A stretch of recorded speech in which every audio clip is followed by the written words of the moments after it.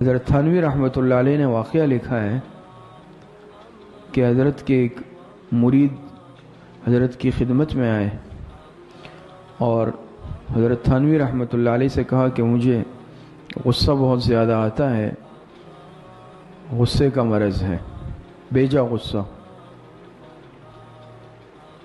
حضرت تھانوی رحمۃ اللہ علیہ نے فرمایا کہ ایسا کرو، فلاں جگہ چلے جاؤ بازار میں، وہاں ایک حکیم ہے، فلاں جگہ بتائی، اس کے ساتھ کچھ دن گزار لو، 10-15 دن اس کے ساتھ گزار لو، بس اور کچھ نہیں فرمایا۔ سمجھ میں نہیں آیا اس کے، بہرحال حضرت کا حکم تھا، گئے اور وہ اپنا مطلب چلاتے تھے، مریضوں کو نپٹاتے تھے، یہ اس کے ساتھ کچھ دن رہے۔ واپس آئے، حضرت نے پوچھا تو کہا کہ میرے مزاج میں جو غصہ تھا بہت ختم ہو چکا ہے۔ یہ کیوں ہوا؟ یہ ان کے ساتھ جب رہے تو غیر محسوس انداز میں اس شخص کی صحبت کا اس پر اثر ہوا۔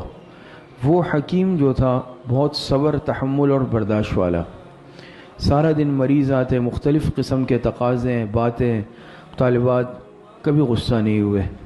یہ صرف اس ماحول میں چند دن رہے تو کیا ہو گیا؟ مزاج میں تبدیلی آ گئی، مزاج بدل گیا۔ لیکن آج ہم 15 دن کے رہنے سے، 10-15 دن کے رہنے سے مزاج میں تبدیلی آ گئی۔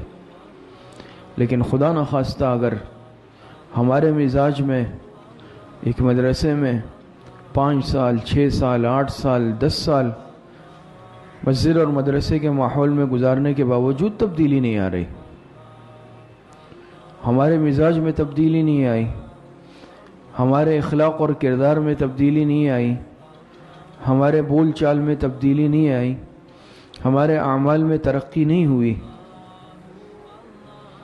تو پھر بہت زیادہ خطرے کی بات ہے۔